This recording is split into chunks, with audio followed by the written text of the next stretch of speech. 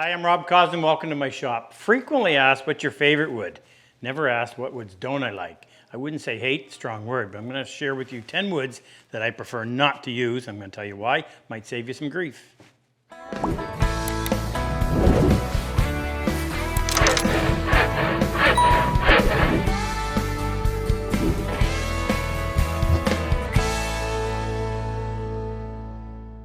Did a quick count, and just here in our shop we have over 60 different species of wood. Some are extremely rare, others are fairly common. I have worked with, well, obviously at least 60, maybe as many as 100. Some I really enjoy, some I would choose never to use again. Those are the ones that I'm going to make the topic of this video, so it may help you in making your decision.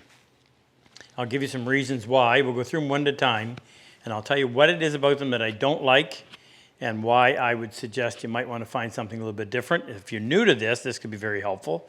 If you've been around a long time, you may see this as an offense to what you like, but don't take offense. I'm just telling you my opinion. So the first one on my list is something called Paduk, often called vermilion. Comes from, I'm not going to make this a whole chat on woods and where they come from, but I know it comes from Burma, and I think there's also an African variety. It's a very brilliant orange, and the reason I don't like it is you get addicted to this nice brilliant orange, but it doesn't stay that way very long. I'll show you something.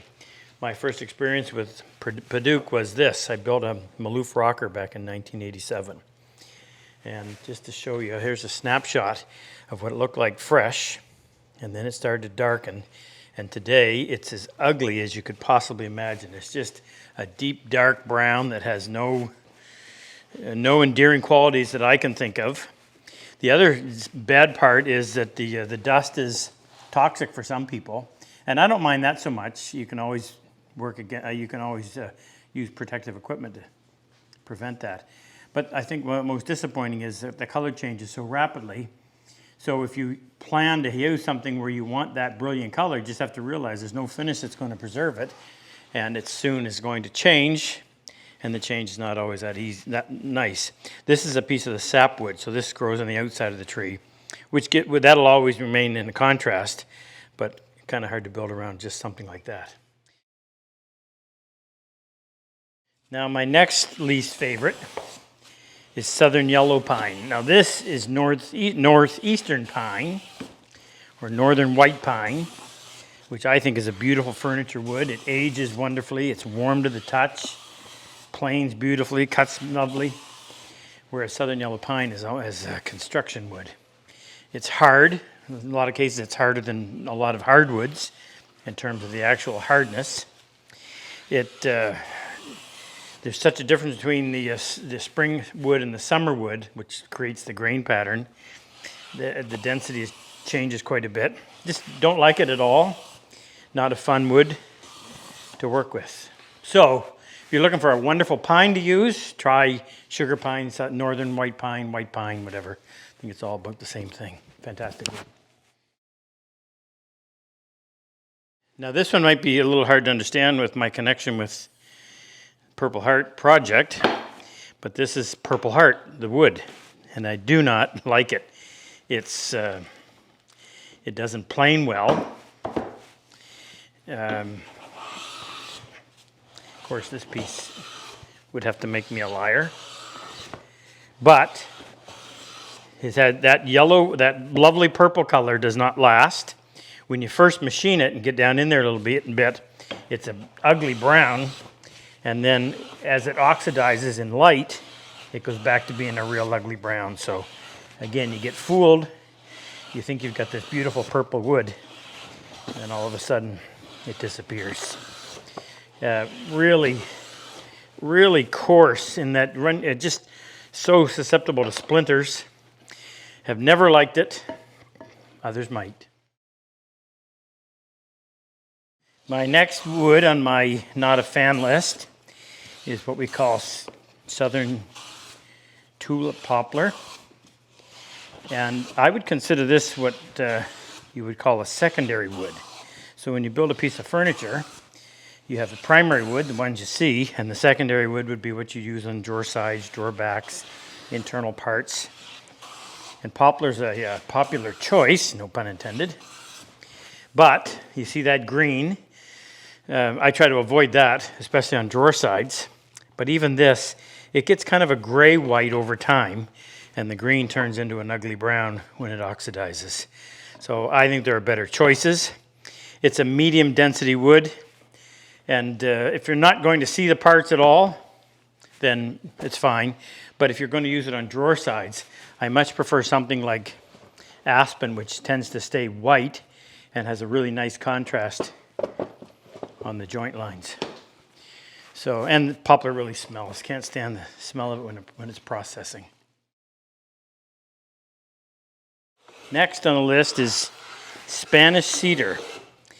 And I'll tell you where I used it and how I found this out, what I'm going to share with you.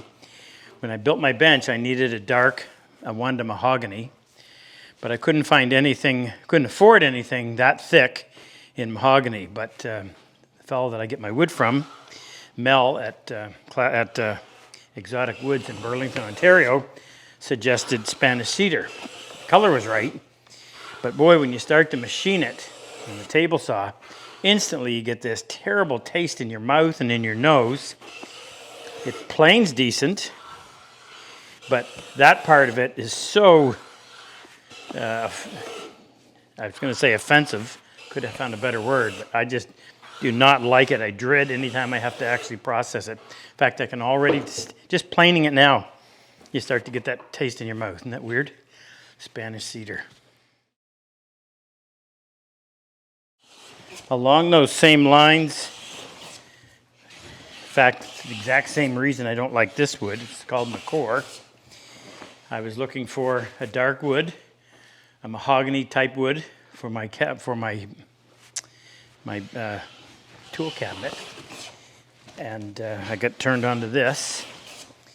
Processes nicely, but it has that same quality. You get this terrible taste in your mouth when you start processing it. And yes, you can wear a mask, but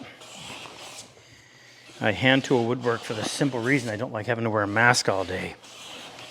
But any kind of a sawdust, even a little bit that's coming up out of this, and you start to get that taste. So anything that takes away from my enjoyment in the shop, I try to avoid.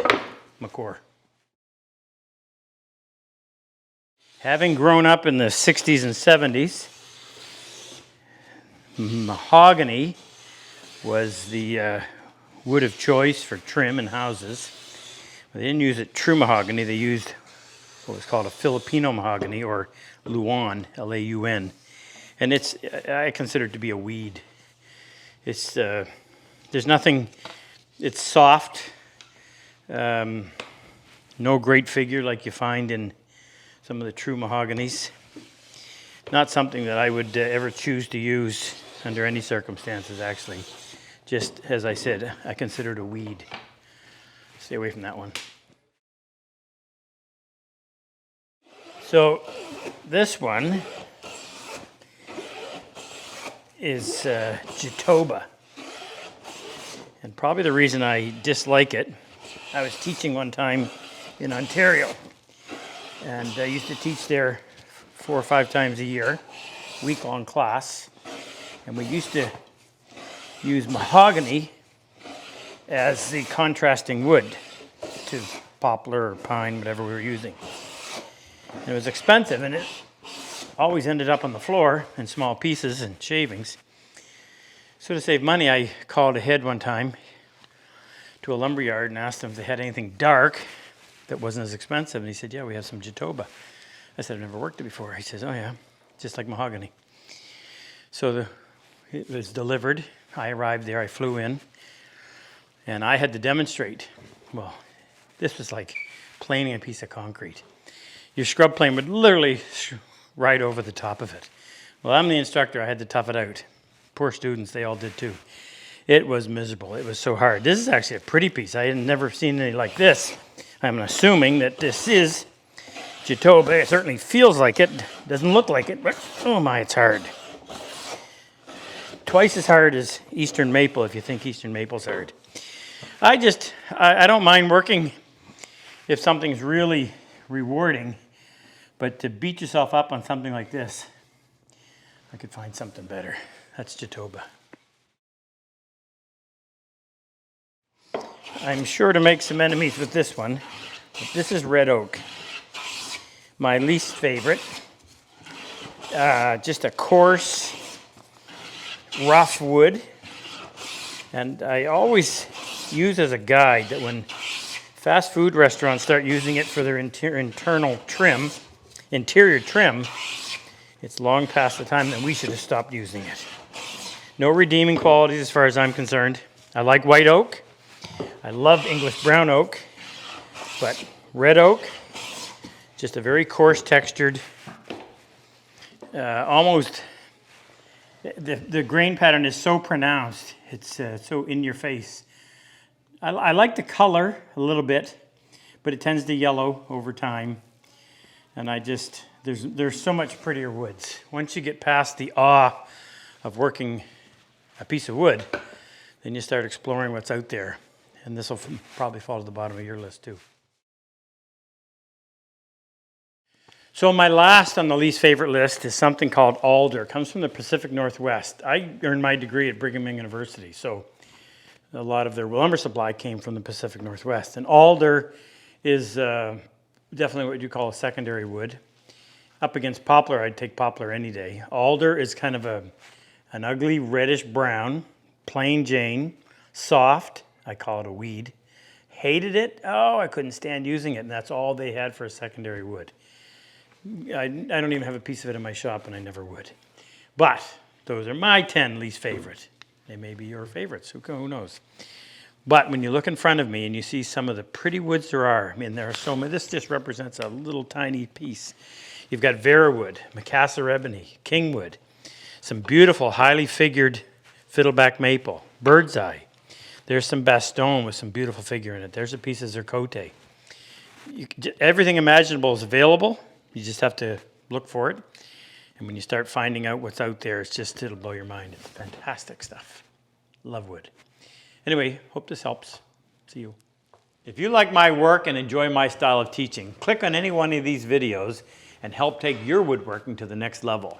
I've always said, better tools make the job so much easier. If you click on the link below, the chisel and plane icon, it'll take you to our site and introduce you to all the tools that we actually manufacture right here in our shop. It'll also give you information on our online and in-person workshops.